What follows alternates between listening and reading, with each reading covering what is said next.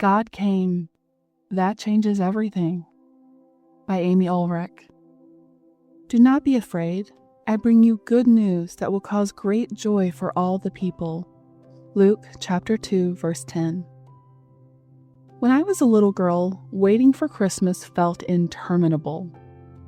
Each early December day stretched on forever, with one truth burning brightly in the back of my mind: Christmas was coming.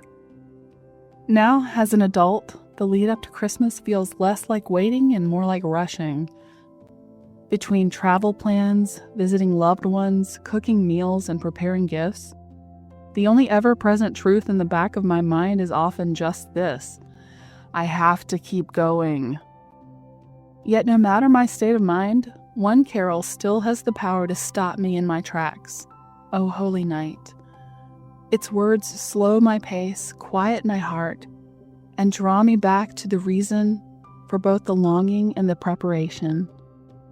O holy night, the stars are brightly shining. It is the night of the dear Savior's birth. Long lay the world in sin and error pining, till he appeared and the soul felt its worth. A thrill of hope, the weary world rejoices, for yonder breaks a new and glorious morn. These lyrics remind me of the seismic shift Christ's arrival ushered into the world. God came, and in his coming, the weary world found hope.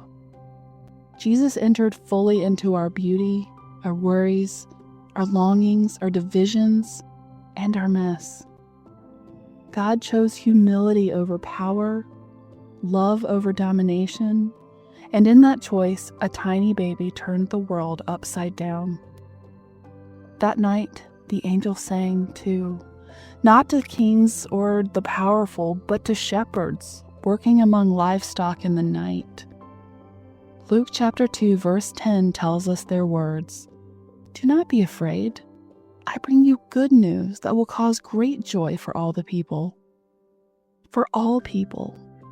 The announcement wasn't reserved for the privileged or perfect, but for everyone, everywhere. And the hope we cling to in Advent is that this good news is still for all of us, whether we're waiting, rushing, mourning, or dreaming. The carol continues. Truly he taught us to love one another. His law is love, and his gospel is peace. Chains shall he break, for the slave is our brother, and in his name all oppression shall cease. This is the promise of Christmas, the promise of Advent. Jesus didn't come to merely observe our struggles. He came to transform them. His law is love. His gospel is peace. He invites us to embrace a love so extravagant it breaks chains, mends divisions, and renews weary souls.